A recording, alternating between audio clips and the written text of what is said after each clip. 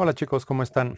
En este video les voy a hablar acerca de los temas de sistemática y pues de los sistemas de clasificación que existen y más o menos en qué consisten.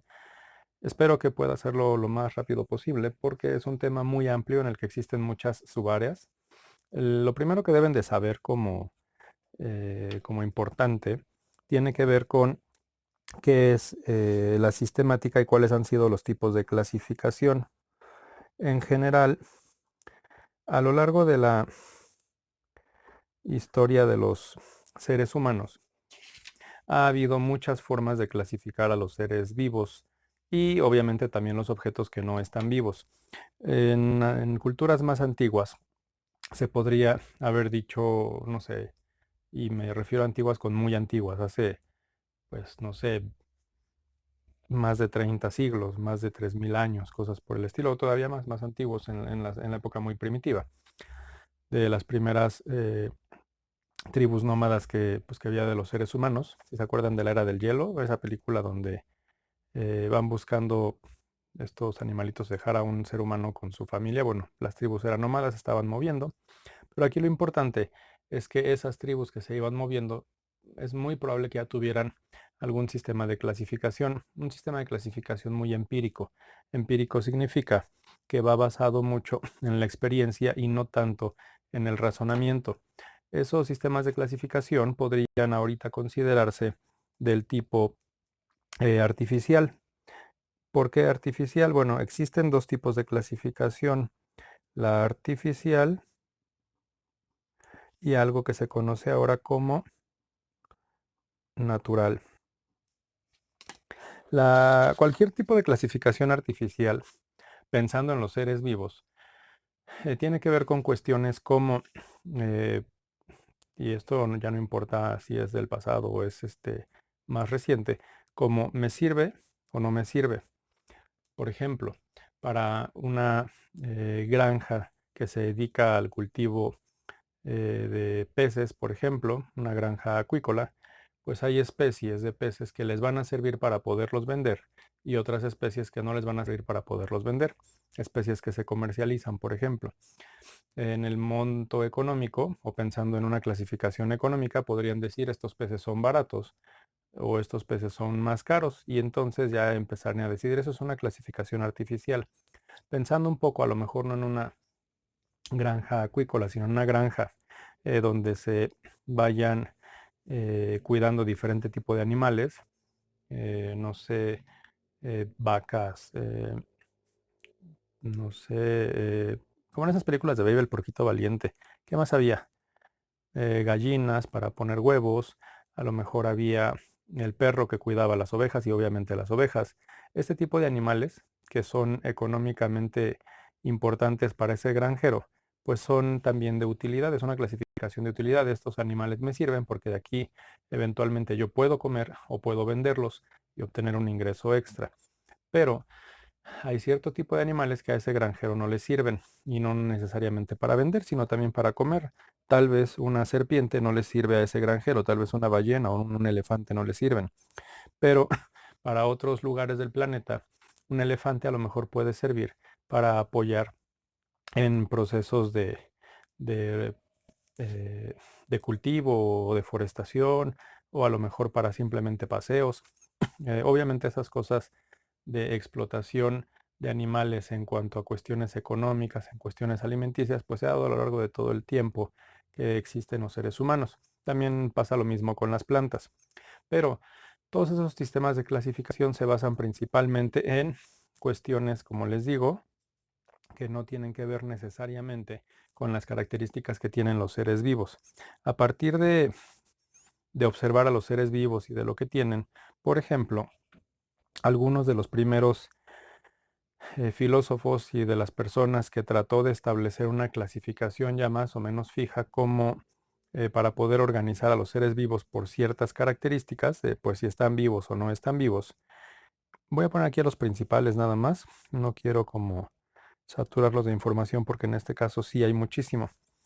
Eh, Existen, por ejemplo, bueno, los trabajos de Aristóteles.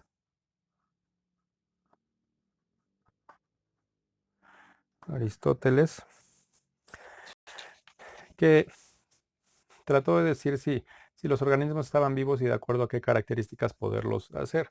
Ha habido diferentes tipos de clasificaciones pensando a partir de este pensamiento de si tenían sangre o no tenían sangre. Si ustedes aplastan un insecto, no van a tener sangre roja, pero tienen una linfa tal vez de color un poco verdosa o amarillenta. Esa se le conoce como hemolinfa y se los había comentado en otro video. Ahorita no recuerdo cuál es, pero pues si han seguido los videos notarán que ya se los había yo comentado. Eh, También había otros trabajos de Aristóteles para ver si se movía o no se movía y ese tipo de clasificaciones para los seres vivos. Obviamente una planta pues no se mueve del lugar donde está, pero entre su crecimiento y su desarrollo ustedes pueden ver que tiene ese tipo de cuestiones, ¿no? Con el paso del tiempo y con el invento del microscopio, hubo muchos otros investigadores y personas que estaban interesadas en la naturaleza a las que les interesó poder tratar de organizar a los organismos. Algo que sirvió mucho para organizarlos fue la entomología, que es el estudio de los insectos. Yo les hablé en el video de las características del cambio de pensamiento para la evolución, de que había investigadores que observaron diferentes animales. Darwin observó a los pinzones, y esto ya es muy adelante después de Aristóteles, pero hay unos intermedios. Y también, por ejemplo, Wallace, que estaba trabajando con escarabajos y con colecciones de insectos. Entonces, la observación de los insectos o esta parte de la entomología, además del descubrimiento del microscopio, por ahí de 1500, 1600, hizo que por esa época, de alrededor de 1530, 40 más o menos, este Conrad de von Gessner o Gessner estableciera algunos tipos de criterios para poder decir que se organizaban a los seres vivos de acuerdo con algunas características de su anatomía. Y es entonces cuando empiezan los primeros pensamientos acerca de la clasificación natural, cómo organizar a los seres vivos de acuerdo a las características que presentan. Pero el hecho de estar observando organismos de diferente tipo hacía que los seres vivos fueran clasificados dependiendo de en dónde se encontraban, había nombres repetidos. En a lo largo del mundo, si ustedes se fijan en un organismo muy famoso que se utiliza para muchos guisados, este organismo es la planta de tomate y tiene un fruto que es el tomate rojo, que nosotros en México conocemos como jitomate. En otras partes del mundo le llaman tomate rojo, en otras simplemente le dicen tomate, aunque sea la misma especie. Y dentro de esta variante de jitomate, nosotros tenemos jitomates cherry, que son las cosas muy chiquitas, jitomates, este, ay, se me fueron ahorita los nombres, jitomates de bola, y eh, hay muchos tipos, ¿no? En otras partes del mundo solamente consideran el jitomate de bola, pero este jitomate, pues al tener nombres diferentes, aunque fuera la misma especie, pues causaba ciertas confusiones. Y los científicos de esa época de 1500 se pusieron a describir a los seres vivos. Ah, es que este organismo es redondo, rojo, tiene una cáscara que se puede pelar, el interior tiene una pulpa, tiene semillas, la planta es de este tipo, la flor es amarilla, tiene estas características la flor, la planta necesita mucha agua, las hojas tienen esta forma. Y con el paso del tiempo, algunos investigadores empezaron a darse cuenta que eh, las primeras clasificaciones de Aristóteles, bueno, Aristóteles habló un poquito de que los seres vivos estaban en una clasificación eh, de, digamos, de, lo quiero simplificar, pero no sé cómo ponérselos a ustedes, en el que él estableció algunos conceptos que se retomaron después en sistemática. Lo llamaba como familias, eran un equivalente a las familias, como las familias de las personas o los grupos de personas, y habló de los géneros de los seres vivos, pero no los géneros como los conocemos actualmente. El género para él era, por ejemplo, un ser humano, y decía que la especie ser humano que pertenecía a ese género de los humanos, pues tenía ciertas características, aunque los humanos se vieran relativamente diferentes entre sí, pero esas ideas las retomaron todavía más adelante después de Conrad von Gessner. Eh, ¿Qué pasó en esta época? Que dentro de todas estas descripciones se empezó a decir, oye, ¿qué crees? Este organismo sí lo conozco. Ah, pues si sí lo conozco, lo pongo dentro de este grupo y lo empiezo a describir y lo empiezo a localizar. Este no lo conozco. No, pues déjalo por allá porque ya después en algún momento sabremos dónde ponerlo. Y imagínense, muchos investigadores haciendo este sí lo conozco y este no, se hacían clasificaciones que se estaban enredando entre sí y no mantenían una congruencia. Un investigador sí podía conocer el jitomate y otro no. Entonces los dejaban en clasificaciones diferentes. Pero ya digamos que para el siglo XV que les estaba yo diciendo, que digamos que es eh, una época en la que empieza a haber todo esto de avances científicos, porque se empieza a terminar toda la época bueno, ya se empieza a terminar todo lo de la Edad Media en unos siglos anteriores, pero se empieza a retomar todo lo del género que había dicho Aristóteles y empieza a haber ciertos naturalistas que se dedicaban a seguir un método y un método para la observación de cómo lo vamos a hacer, en qué orden lo vamos a hacer, eran más o menos metodistas, no es esto religión, hay una religión que le llaman así, no sé por qué, y aquellos que no seguían ese método. Entonces, bueno, después de Conrad von Gessner, siguió otro naturalista importante que es previo a uno de los grandes pues, clasificadores de los seres vivos. Este señor, que se llamaba John Ray, se escribe Ray, organizó ciertas similitudes entre las diferentes plantas y empezó a hacer los primeros sistemas de clasificación para que las plantas empezaran a agruparse de acuerdo a ciertas características. Es decir, nosotros en México conocemos el jitomate y la planta de jitomate es prácticamente igual en muchísimos o en casi todos los aspectos. No importa si es el jitomate de bola, el cherry, no me acuerdo cómo se llama el intermedio, el alargadito ¿cómo se llama? Se me fue el nombre. Eh, Tomate guajo, guajillo, no recuerdo. O el tomate verde o el tomatillo. Nosotros conocemos un tomate verde pequeño que le llamamos tomatillo y el tomate normal verde, para nosotros es verde y el jitomate es rojo. Entonces, digamos que él empezó a organizar a estos seres por similitudes y diferencias, pero lo hizo principalmente en plantas. Y a partir de sus trabajos en lo que se empezó a organizar toda esta parte de los métodos, llegó eh, otro investigador o bueno, otra persona que se dedicaba mucho a estudiar todo esto de los seres vivos y a él lo conocemos, bueno, se le conoce como Carlos, aunque su nombre es Carolus y su apellido era Linnaeus. em, Linnaeus. Carolus Linnaeus, que también nosotros lo traducimos como Carlos Linneo, para el año más o menos de 1735, publica un libro o un tratado, un escrito, como una especie de enciclopedia, que se llamó Sistema, y lo estoy poniendo por fuera porque voy a hablar de esas cosas en otro apartado, Sistema Nature, o el sistema de la naturaleza, digamos en otras palabras.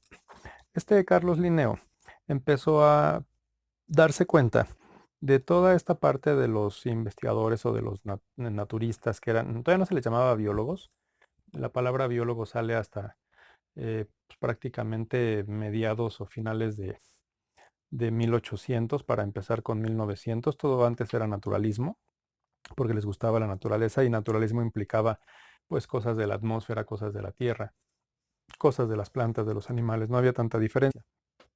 Pero Carlos Linneo en este libro empieza a hablar de una serie de cuestiones y es entonces cuando estas cuestiones se empiezan a formar y empiezan a organizar lo que ahora conocemos como los diferentes tipos de clasificación y sistemática, y también digamos que es el padre de la sistemática ya oficialmente, porque establece todas las bases para el estudio de los seres vivos. Dentro de este libro, y les dije que se publicó en 1700, ¿qué dije? 35. Él empieza a hablar de una serie de cuestiones. Empieza a hablar acerca de, este, bueno, después de Carlos Linneo, existieron otras personas, nada más los voy a mencionar, pero los voy a dejar aquí en este recuadrito porque aquí a Carlos Linneo, hasta ahí, porque a partir de ahí empieza todo lo de la sistemática. Otros que empezaron a establecer criterios de clasificación son Ernst Haeckel, que también es el padre de la ecología. Él lo hizo a mediados de 1800, después de Darwin, después de que Darwin publicó su libro. Ernst Haeckel empezó a retomar información de Darwin para establecer nuevos sistemas de clasificación. Él era, digamos que, ecólogo. Para 1900, mediados de 1900, Robert Whittaker, ustedes también lo han escuchado y ahorita voy a hablar de ello aquí adelante, eh, estableció nuevos sistemas para la clasificación de los organismos, pero a partir del trabajo de Linneo. Y ha habido muchos otros. Carlos Woese es también otro y los voy a apuntar después. Ahorita no se preocupen tanto por el nombre. Entonces, ¿qué venía en el sistema Nature de Linneo? En el sistema Nature hablaba de de todo este problema que había de nombrar a un organismo eh, con diferentes palabras dependiendo del idioma. No es lo mismo que nombremos nosotros a un león y en inglés se le digan lion y a lo mejor en otro idioma le digan de otra manera. O que lo mismo pase con cualquier otro organismo. Había mucha confusión respecto a eso, se estaban repitiendo las fichas de identificación de muchos seres vivos. Y Linneo dijo, ok, en ese momento no era el inglés el idioma preponderante, el idioma favorito. Para los textos académicos era el latín. Y básicamente este título está en latín.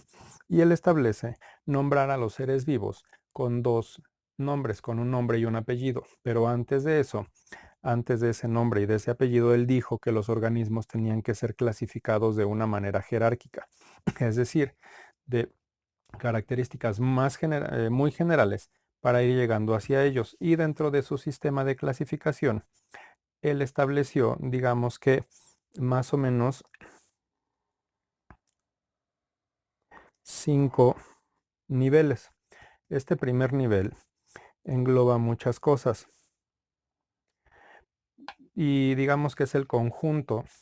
Voy a ponerles un ejemplo que puedan entender para después aterrizar todos estos conceptos o estos nombres. Y pero este, este concepto general, si yo les hablara de una tienda, no importa la tienda, no solo digo el concepto tienda. El concepto tienda puede abarcar muchísimas cosas.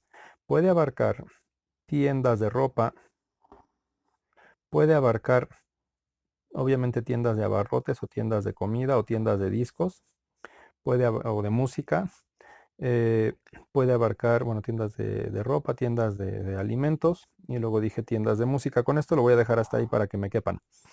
Eh, el concepto tienda se puede subdividir en varios grupos importantes. Dentro de las tiendas de ropa o de las tiendas de alimentos, yo puedo encontrar tiendas como a lo mejor alimentos frescos, alimentos enlatados o conservados. Y luego, bueno, aquí ya llevaba yo el nivel 2. Aquí ya llevo un nivel 3 con este segundo color rojo que puse aquí. Podría yo tener dentro de los alimentos frescos, ya no recuerdo si lo puse aquí o acá, no importa. Dentro de los alimentos frescos yo podría considerar a lo mejor a los mercados o las tiendas de tipo mercado. Y a lo mejor es la tienda voy a ponerlo aquí como de carne. Y la tienda, no sé, de vegetales y de pescados, ¿no? Este es el nivel 4. Y luego dentro de la tienda de carne, a lo mejor a mí me interesa, y aquí lo voy a retomar con qué color, ya no tengo colores. Es que este no se ve, bueno, este sí. Tiendas de carne, a lo mejor voy a poner tiendas de carne de pescado y tiendas de carne de res o cosas por el estilo. Este va a ser mi nivel 5. Si ustedes observan con detenimiento, el nivel 5 está englobado dentro de el nivel 4 y este nivel 4 dentro de el nivel 4 era el color verde, el nivel 3 es el color rojo, el nivel 2 es el color azul y el nivel más general es el color 1. el color 1, el color rojo que está como numerado con el 1. Entonces, Carlos Linneo habló dentro de su sistema Nature de una clasificación jerárquica por niveles. Y resulta que esta clasificación jerárquica o estos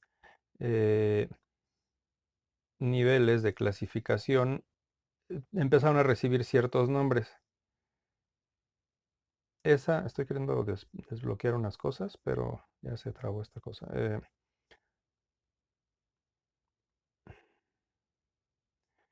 Bueno, ahorita en lo que lo puedo abrir se me fue la contraseña y ya lo bloqueé. Em, dentro de este sistema de clasificación, estos 5 niveles corresponden con algo que eh, en el caso de lo que estableció Linneo en el primer nivel corresponde con un reino. Lo voy a poner con los colores que usé aquí. El segundo nivel es algo que se conoce como filum. Es filum o filo. Bueno, filo sería como en un nivel más de español. En el caso de los animales, porque para Linneo solamente había 2 reinos, el reino de los animales y el reino de las plantas. En caso de que fueran plantas, se le llamó división, filomodivisión. Luego volví a poner el rojo. El tercer nivel que estableció Linneo se llamó clase. El cuarto nivel, y aquí lo puse con verde, después de la clase sigue el orden. Y el último nivel, ¿con qué color lo puse? Con el azul clarito. Y el quinto nivel es después del orden sigue la familia. Y entonces Linneo estableció, digamos que estos 5 sistemas de clasificación, ustedes se van a poder encontrar en diferentes fuentes. Y ahorita a ver si lo aparece aquí. Sí. Una imagen que utilizan mucho en varios lados, en lo que ustedes tienen el dominio. Y estas bolitas de aquí representan los circulitos internos que yo estoy representando acá.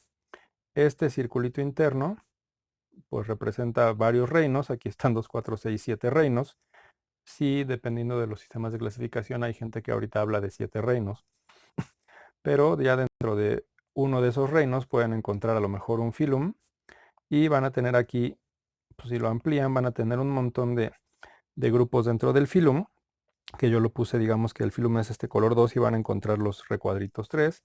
Y así se pueden ir y van a empezar a ubicar este tipo de cosas. Aquí en esta imagen ustedes van a encontrar algo que dice dominio, que no lo estoy poniendo yo ahorita porque no lo estableció Linneo. Dice reino 1, filomodivisión 2, clase 3, orden 4, familia 5. Y aquí dice género y especie, que son digamos que ¿cómo se llaman estas cosas? Los 7 niveles, pero el género y la especie para Linneo tenía que ver más con una cosa que no era la clasificación jerárquica, sino que era algo que llamó nomenclatura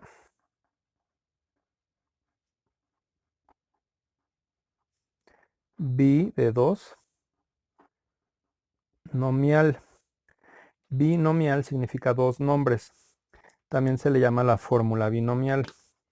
La nomenclatura binomial significa que ustedes van a ponerle nombre y apellido a a ese organismo. Por ejemplo, imagínense, regresando a mi ejemplo de tiendas, si yo me enfocara en tiendas de música, yo podría decir que tengo tiendas de música de diferente tipo. A lo mejor está la tienda de música del tianguis, un tipo mix-up o no sé, una tienda de música digital, estas de Apple y de Android y cosas por el estilo. Y a lo mejor pensando en que me metiera yo un mix-up, yo podría encontrar a lo mejor música clásica o música rock o música pop o cosas por el estilo. Y eventualmente voy a llegar de mi reino tienda a tienda de música, a tienda de música tipo mix-up, física. Voy a tener el orden donde está acomodado de acuerdo a música clásica, música pop, música rock. Y luego voy a tener una familia en la que vayan, no sé, ya los subgéneros. Pensando en el rock, a lo mejor sería metal, metal sinfónico, a lo mejor rock pop, rock en español, un montón de clasificaciones y luego tendría los grupos. Y dentro de los grupos yo podría tener grupos que tengan dos nombres, bueno, dos palabras en su nombre. Los fabulosos algo, porque ya tengo dos. Luego tengo los auténticos algo. Luego los increíbles. Y entonces la palabra los, que se está repitiendo, es un nombre parecido, es un nombre en común porque son de la misma familia. Y la segunda palabra hace la diferencia, que ya sería como el nivel 6 y el 7, que corresponderían con el género y la especie. Ahora bien, ¿qué es lo que sucedió con la nomenclatura binomial? Pues que el nivel 6 se conoce como género y el nivel 7 es la especie, pero ya básicamente son el nombre y el apellido del organismo. ¿Esto qué significa? Que dentro, ¿por qué no pinta el amarillo? Dentro del género y dentro de la especie puede haber ciertos nombres en cuanto a géneros repetidos y en la especie no. El nombre repetido del género, por ejemplo, en el caso de algunos seres vivos, podría ser canis, que sería un perro o algo que parezca un perro. Y podríamos tener diferente tipo de perros. Aquí lo hice con el ejemplo de música y dije los increíbles, los auténticos, los fabulosos. Son tres nombres diferentes de especie y el apellido en este ejemplo era fabulosos, auténticos, increíbles. Pero ¿qué pasa con la especie? Yo tengo un tipo de perro que le aúlla a la luna y se conoce como Canis lupus. Esto es un lobo. O tengo un perro que vive dentro de una familia de seres humanos y se le conoce como Canis familiaris. Hay una serie de características que hacen que esta nomenclatura binomial sea única y obviamente tiene que ver con las características naturales, es decir, organismos que tienen una serie de datos principales. Bueno, les estaba yo comentando respecto a los reinos y todo esto. Dentro de las diferentes, ¿dónde la pongo? Dentro de las diferentes clasificaciones, creo que lo dividí mal. Bueno, no importa. Dentro de las diferentes clasificaciones que existieron respecto a, vamos a dividir hasta acá, que existieron respecto a, qué feo me quedó esto. Bueno, ya ni modo. Que existieron respecto a los diferentes tipos de reinos, les comenté que para Linneo, para Carlos Linneo, existían dos reinos. El reino vegetal o de las plantas, que se le llamaba, bueno, en su libro se le llamó vegetabilia, y el reino, ay Dios, ya no sé escribir, animalia. Después de Linneo, y esto se los dije que fue en 1735, ya estaba aquel año, después de Linneo, les comenté a Ernst Haeckel, ya lo escribí mal, no, y les voy a poner aquí el nombre, era Ernesto, Ernst, así le digo a un amigo. Le voy a mandar saludos, pero no creo que vea mi video. Hola Ernst, ¿cómo estás? Para 1866 él estableció tres reinos. Como él se dedicaba mucho a investigar cosas más adelante, dividió a todo lo que no entraba dentro de animales y plantas en el reino protista. Y mantuvo, bueno, cambió el nombre de Vegetabilia por Plantae y por Animalia.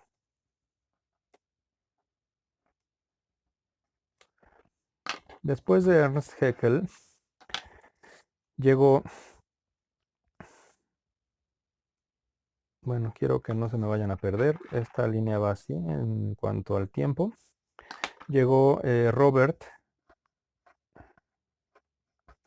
Whittaker.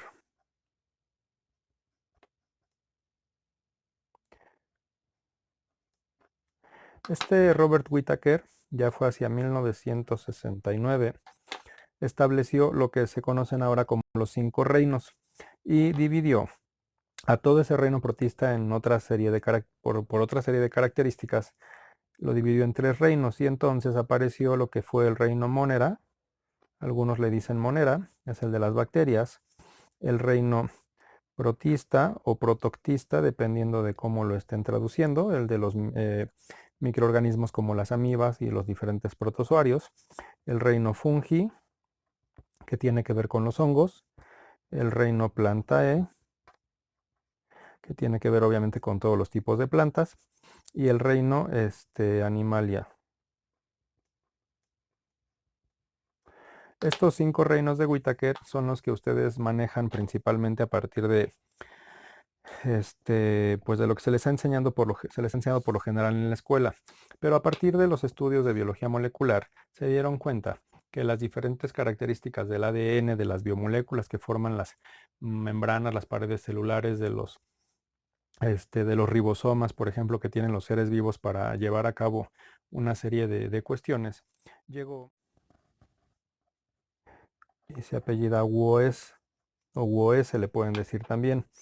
Él dividió, bueno, más bien juntó y se dio cuenta que el reino Monera se podía dividir dentro de 2 reinos y el reino protista, fungi, plantae y animalia tenían características muy parecidas entre sí y entonces él nombró lo que fueron 3 dominios y es lo que está por encima de los reinos. Mantuvo los reinos de Whittaker, pero les agregó dominios de acuerdo a estas características. Los dominios que él nombró para Monera son bacterias muy antiguas, arche, se escribe archae, bacteria, que son bacterias muy antiguas que viven en lugares donde hay mucho azufre, donde hay demasiada temperatura, donde hay poco oxígeno, están respirando otras cosas que no son oxígeno, nitrógeno, por ejemplo, son bacterias extremistas, ¿no? Y también, bueno, no solo esas, pero tienen ciertas características muy específicas. Y a las otras bacterias que ya tienen un metabolismo diferente les llamo EU de bien, Eubacteria, que ya tienen las características propias como tal de la bacteria. Y, bueno, y el grupo donde estaban todos los otros reinos le llamó Eucaria. Eucaria significa que ya tienen bien definido su núcleo. Hasta ahorita, digamos que voy a dejar hasta aquí este video, pero lo voy a continuar porque necesito explicarles algunas variantes que empezó a ver respecto a los sistemas de clasificación por clados y por árboles filogenéticos. Bueno, igual se los puedo dejar aquí y se los voy a enseñar muy rápido. En general, los seres vivos han sido divididos dependiendo de, pues ya les dije, de varias cuestiones, pero ya dentro de la biología como tal, ha habido diferentes formas de clasificar a los diferentes organismos. Este tipo de ramas que están dirigiéndose hacia diferentes puntos están tratando de ver la filogenia o cómo están relacionados unos seres vivos con otros. Las cícadas, que son alrededor de 200 especies, son de las plantas más primitivas que hubo y pueden estar relacionadas con diferentes especies, pero evolutivamente las cícadas, digamos que se formaron primero en la historia evolutiva y con el paso del tiempo las plantas, digamos, ya se les llama antofitas también, pero todas las que son las plantas que tienen principalmente flor y fruto, son digamos que de los grupos que aparecieron más recientemente en la evolución. Pero las plantas no son lo único que normalmente se estudia. Se llegan a estudiar otros seres vivos y hay una serie de árboles filogenéticos que, por ejemplo, pueden surgir en el pasado y ustedes pueden tener grupos que salieron primero, como los ostracodermos. Agnatos son los que no tienen mandíbulas, y aquí están algo que se conoce ahorita como peces bruja o lampreas. Sí existen estos organismos y están vivos. Todo lo que está aquí en la orilla son organismos que están vivos, pero condrictios son todos los peces que tienen cartílago, que no tienen huesos o sistema óseo. Bueno, sí tiene un sistema óseo, pero no es por hueso, sino es por cartílago. El cartílago es el tipo de hueso blando que ustedes tienen en las orejas y que por lo que las pueden doblar, por lo que sus orejas son flexibles. Los tiburones, las rayas, son organismos que están dentro de esos grupos. Luego están los osteíctios, que son los peces que ya tienen huesos verdaderos, los peces que ustedes llegan a comer en Semana Santa o cuando se van a la playa, que son esos que ya tienen una cierta serie de espinas. La tilapia, eh, el guachinango y cosas por el estilo, que ya son los peces con aletas y son los peces óseos. Y después, en algún punto, después de los peces, surgieron los primeros tetrápodos. Tetrápodo significa tetra, 4, y podos, pies, los primeros organismos que se paran en 4 patas. Y están los reptiles, los anfibios, y a partir de ahí una serie de modificaciones. Otros sistemas de clasificación y relacionado con eso, aquí ya tienen una imagen. Es esto mismo, están los agnatos que les dije, no tenía nada. Están las lampreas y los peces brujas. Estaban los tiburones, los peces con huesos, los reptiles, los anfibios, que ya eran tetrápodos. Esta es una representación diferente, ¿no? Y respecto a las aves, pues se sabe que los primeros dinosaurios no dieron origen a las aves, pero sí, dentro de todos los grupos de dinosaurios que existieron, hubo algunos que empezaron a tener modificaciones, como el dinosaurio que se conoce como Archaeopteryx, que es el que se considera como el antecesor de las aves. Y hay una serie de aves diferentes, eh, de muchos tipos de acuerdo a sus características. Eh, por ejemplo, aquí aparecen pingüinos, gansos, águilas, estos no me acuerdo cómo se llaman, se me fue ahorita el nombre en español. Los loros, los aves cantores o las aves canoras, los búhos, los que golpean como tipo carpinteros. Y bueno, son diferentes tipos de clasificaciones por árboles filogenéticos. Y eso de un árbol filogenético simplemente, y esto se los voy a también a poner aquí. eh, ¿Dónde quedó? Estos códigos que se me van. Perdón. Eh, mm, Estos árboles filogenéticos pueden ser de diferente tipo. Por ejemplo, esto que tengo aquí habla aquí de un ancestro común que puede estar en este punto, y se dividieron las ramas. Este se pudo haber extinguido. Todos los árboles filogenéticos llegan a estar en el mismo nivel. Eso es lo más correcto. Pero son las últimas representaciones, las representaciones más recientes. Todos los organismos que están en el punto último donde se juntan todas las líneas son los que tenemos actualmente. Las líneas que se interrumpieron son los organismos eh, que se extinguieron. Pero, por ejemplo, aquí están unas numeraciones que ustedes tal vez, ahorita les hago un zoom a ver si la alcanzan a ver. Esta es la rama 1, la 2, la 3, la 4, la 5 y la 6. ¿Qué significa esto? Que la rama 3 y 4 están unidas en este punto, la rama 5 y 6 en este punto, pero son parientes todas ellas. El asunto es que la 3 y 4 están más emparentadas entre sí, igual las 5 y 6 están más emparentadas entre sí que la 3 con la 6, porque se tiene que llegar a un punto más antiguo para llegar ahí. Entonces, este tipo de ramas hablan acerca de una serie de cuestiones. Y existen otro tipo de árboles que se llaman cladogramas. Estos cladogramas hablan de divisiones en las que hay grupos hermanos que van saliendo, y está hablando un poquito de las relaciones que tienen. En este sentido, por ejemplo, en este cladograma se toma un ancestro común que tenía pétalos blancos, un tallo que no tenía madera, hojas que no tenían pelitos, su fruto seco como el de las jacarandas, y la semilla era lisa. Ya saben un poquito de esas características por los temas de genética. Pero con el paso del tiempo, en algún momento quedaron las plantas con tallo sin madera y salió el tallo con madera. Y a partir de estos surgieron los, por ejemplo, pétalos rojos y hojas con pelitos. Pero en el tallo leñoso o el tallo de madera, pues se dividió hacia el fruto carnoso. Fruto carnoso es como una manzana, como una pera, como una sandía, como, bueno, las sandías no sé si tengan tallo leñoso, creo que no. Pero fruto carnoso también son varios cítricos. Y la semilla rugosa, que ya no son semillas completamente lisas. Estos son ejemplos básicamente de organismos. Los cladogramas empiezan a manejar dónde están las divisiones o esas características para formar diferentes grupos. Y que se tome en cuenta para esos cladogramas un grupo externo que no tenga muchas características relacionadas con los que quiero comparar. Este grupo externo, por ejemplo, tiene 4 patas, igual que los otros grupos que yo voy a comparar entre sí para ver cuál está más relacionado con otro. Este no tiene antenas y los de aquí sí tienen antenas. Significa que en algún momento aparecen las antenas, en algún momento aparecen estas estructuras como el codo, en algún momento aparecen estas estructuras que parecen como una cintura, como si tuviera una llantita de ese organismo ahí y que no están en el grupo externo. Todo eso va relacionado este, con las clasificaciones de los seres vivos. Esta imagen se las voy a pasar, pero todo esto que está aquí son diferentes organismos de los diferentes reinos. En la parte de arriba están los animales, están las plantas, están los protistas, están las diferentes bacterias y están los hongos.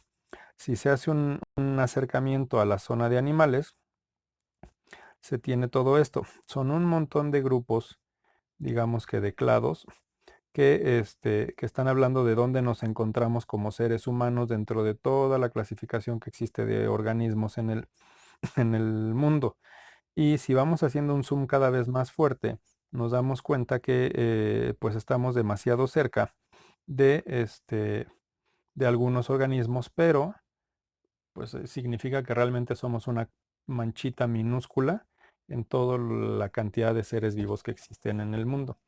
Creo que sí, mejor quedó así el video con toda esta información. Disculpen como un poco lo extenso que quedó, pero la sistemática es una ciencia muy amplia y se tienen que considerar un montón de cuestiones.